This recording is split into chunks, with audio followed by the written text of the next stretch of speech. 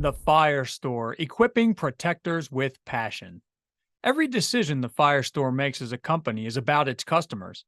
As the holiday season has quickly approached, explore a wide selection of unique and practical gifts at the Fire Store's Gift Center. Find the perfect presents for firefighters, EMTs, and first responders today. The Fire Store's goal is to get you the gear you need when you need it at prices you can afford. Visit thefirestore.com for everything but the truck and shop its family of brands including Streamlight, MSA, Lion, Fleer, and more.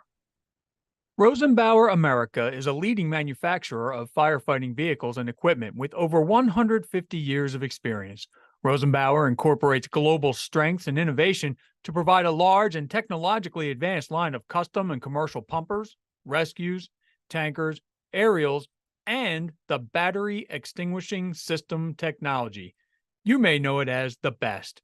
Visit the company's website for more information at www.rosenbaueramerica.com.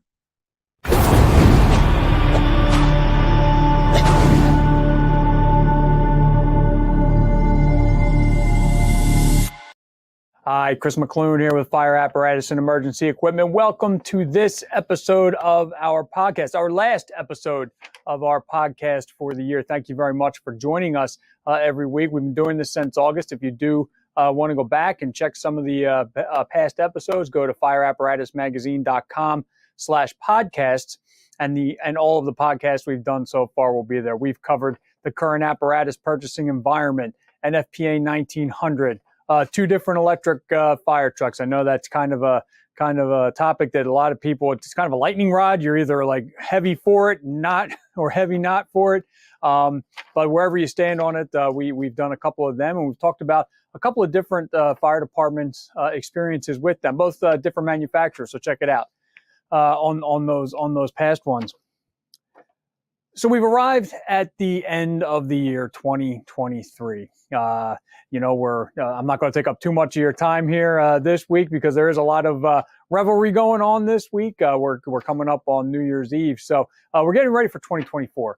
One of the things that we do every year at Fire Apparatus and Emergency Equipment is publish an outlook for the following year. And this year, it's in the December issue. If you haven't gotten your copy yet, you can find it on our website, both the digital edition of the print, or it's also posted there as a regular web posting as well. So Outlook 2024. We're getting out of the woods. We're not out of the woods yet. There's a lot of optimism, but we still have some things to get through. This has been a challenging year.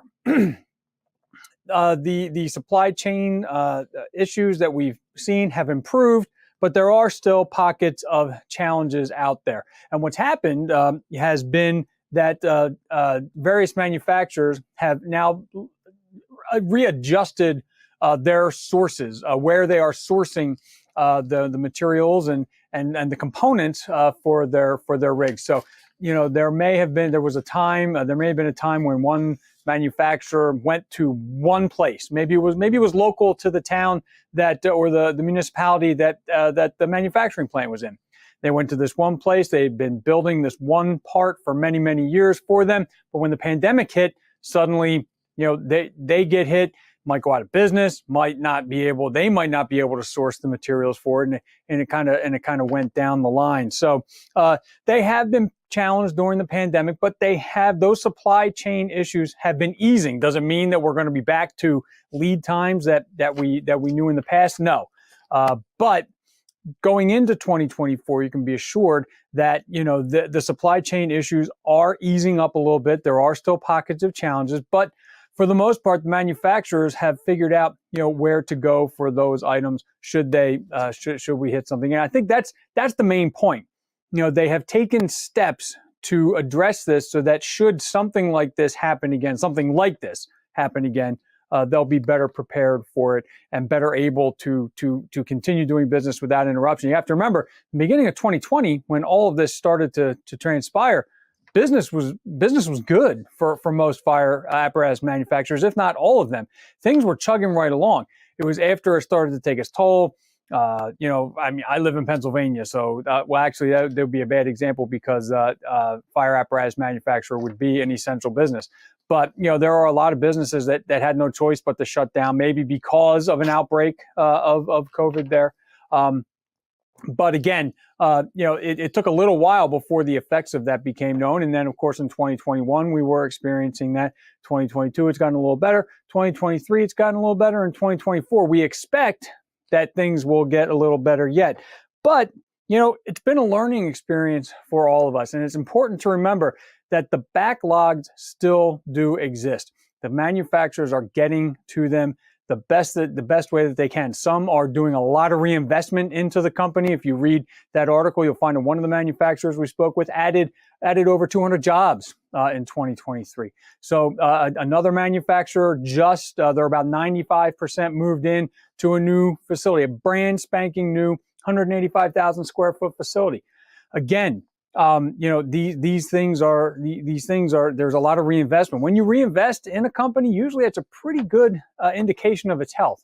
So, as we see these companies doing this, reinvesting in themselves to dig out of their backlogs, that's critically important. And that is something that they're doing. But it's important to remember that these backlogs do still exist. They're doing what they can to get through them. And, it's just a part of doing business. And in some cases, trucks that were ordered or, paid for in 2021 or ordered in 2021, they're just starting to be built now.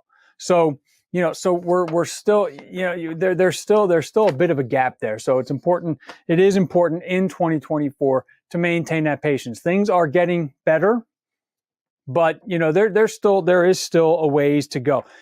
With this though, there are options out there. Certainly, I'm not espousing that you should go one way or another, but there are options to getting trucks maybe a little bit faster, and those options usually involve stock rigs or standard rigs. And if you can purchase one of them and get it a little faster for your department, if there's that kind of need where you just cannot wait the extended time that we're experiencing right now, the standard or the stock type models are available to you. If you can still provide the same level of service to your community, but by purchasing one of those, if you really are in dire straits and you need to get something in quicker, that certainly is an option. If you can put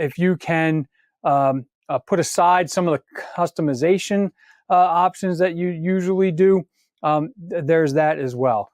So it all will work out depending on what, as with anything else, what works best for your department and your community. So as I said, I've spoken with the component manufacturers. There are still labor challenges as well. We haven't gotten through that yet. So forget about the supply chain for a second. Sometimes finding a qualified workforce is still presenting a problem. Not all the time, but there are still, again, pockets where, there is a labor issue. And we are still digging our way out of that as well. Certainly, if you know anybody who wants to get into the trades, now would be a good time to do it, because there's going to be a demand for some of the skilled labor that's out there. We just haven't recruited in certain cases. 2026, the emissions for engines, that's going to be a challenge. We're working on determining how that's going to shake out, and I would expect to see some content soon based on that, where we'll talk to some of the manufacturers, maybe some of the engine people, and find out just how to best navigate. So my view on what's coming up though in 2024 is technology is still going to be a major part. We're going to see it this year at FDIC. I was amazed at just how pervasive technology was across all aspects. Sometimes we think of it just in terms of fire apparatus, but I mean, some of there were extrication tools that were getting smarter, that were telling maintenance staffs, hey, this blade twisted a little bit on the last rescue, you got to replace it. And it's telling them so that they can come and take that tool out of service. Maybe the operator didn't even know. So, it's coming across in everything that we do. My experience in the fire service has been when we see a piece of technology that we know will have an immediate impact on the efficiency of our operations, the safety of our operations, we are very quick to adopt it. There are other technologies that come along that we are not as quick to adopt because that value proposition is not as clear. There is no problem being cautious with technology. There's no problem, not going with the first generation of something to see how it shakes out. But, for sure, any manufacturer of any product that is being made for the fire service wants to know how they can make it better. And they can only do that by you demoing the equipment, demonstrating the equipment, putting it through its paces, taking time to get the feedback, to go back to the technology provider so that they can make the technology better. There is nothing wrong with being cautious, like I said, and there's nothing wrong with waiting, for the second or third generation. Now, as I said in the beginning, electric fire apparatus are kind of a lightning rod. A lot of times it's very binary. It's either for or against. But that is a technology that is here to stay. We have now seen 3 different manufacturers place electric fire apparatus in the field. For sure, the electric fire apparatus of today are not going to be the same electric fire apparatus that we're going to see in a number of years. And it's also important to remember that, often it's a municipality sustainability program that is driving that purchase. Like I said, we've got 2 different podcasts right now about 2 very different fire departments with different types of responses that have placed these vehicles in service. And a new one I know has just gone into service from a 3rd manufacturer in Arizona. So I'm sure that we will be covering that soon as well. No matter where you stand, they're here. And like I said, deliveries are increasing for these. So it's something that, it may not be right for your department, and there is nothing wrong with that whatsoever. But it may be right for another department that is trying to comply with, it may be not even that it's trying to comply with the sustainability program. Maybe it's just decided, hey, we want to emit fewer, less carbon emissions. We did an article a couple months ago about the FDNY's ambulances and how they haven't gone electric, but they're using idle reduction technology to shut those machines off, to shut those motors off. And then they're operating off of batteries, to keep the heaters going, to keep the AC units going. If in the city of New York, you will find, because of the frequency of calls, you might find ambulances sitting outside on corners in order to, increase response times, et cetera, all day long. They go, they're stationed there, or they're staged there, and that's from where they respond. They were, just sitting there idling for long periods of time. Sometimes you might have them near an apartment complex, windows open upstairs. So we're not just talking about carbon emissions, we're talking about noise pollution as well. So, these technologies are out there. Sometimes the department says, hey, we want to do this for any variety of reasons. Sometimes it's to comply with sustainability. We did a webcast earlier this year on a fire department in California that was converting, their station over to solar power. These things are happening. They're happening around. Again, any of these things all depend on what is right for your department and what is right for your community. So again, electric fire apparatus, they're here to stay. We do have 2 different podcasts covering 2 different departments that bought 2 different manufacturers. So take a look there. But I think the most important thing we're going to see this year, from my view, is the manufacturers are going to continue to work through those backlogs, and they will continue to reinvest in themselves in order to make that backlog reduction a reality. So those are just a few things I wanted to hit on this last podcast of the year. I want to thank you, of course, for your interest in the podcast this year and the great feedback that we've gotten so far. Don't forget to continue. Come out every Monday. Just about this one today is Tuesday because we had the Christmas holiday yesterday, so didn't want to interrupt there. And of course, like I said, I'm not going to take up too much of your time because everybody has a lot of things going on this week. Everybody's coming and going. So happy New Year to everyone. I hope you have a great remainder of the holiday season. Continue to come back to fireapparatus.com for for the latest in apparatus. We are also, for those of you who are familiar with the rig, rigspot.com, we are going to begin to gear that more toward apparatus maintenance next year. So, again, the critical aspect of everything we do are the trained technicians that we have working on these rigs. So, again, my thanks to you for another great year at Fire Apparatus and Emergency Equipment. I will see you in a few months, I'm sure, some of you at FDIC 2024. Again, if you have any topics that we have not hit on this year that you would like to see us talk about, let me know. chris.mcloone@clarionevents.com. Any comments about the podcast, any way we can improve them for you, make sure you let me know.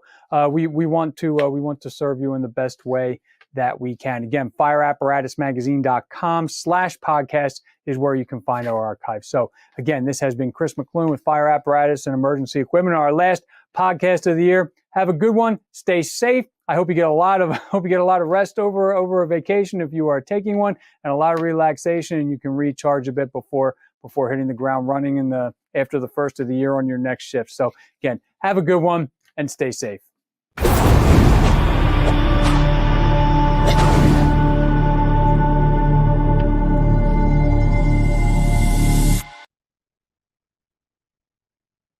Rosenbauer America is a leading manufacturer of firefighting vehicles and equipment with over 150 years of experience. Rosenbauer incorporates global strengths and innovation to provide a large and technologically advanced line of custom and commercial pumpers, rescues, tankers, aerials, and the battery extinguishing system technology. You may know it as the BEST. Visit the company's website for more information at www.rosenbaueramerica.com.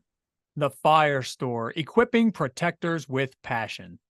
Every decision the Fire Store makes as a company is about its customers. As the holiday season has quickly approached, explore a wide selection of unique and practical gifts at the Fire Store's Gift Center. Find the perfect presents for firefighters, EMTs, and first responders today. The Fire Store's goal is to get you the gear you need when you need it at prices you can afford.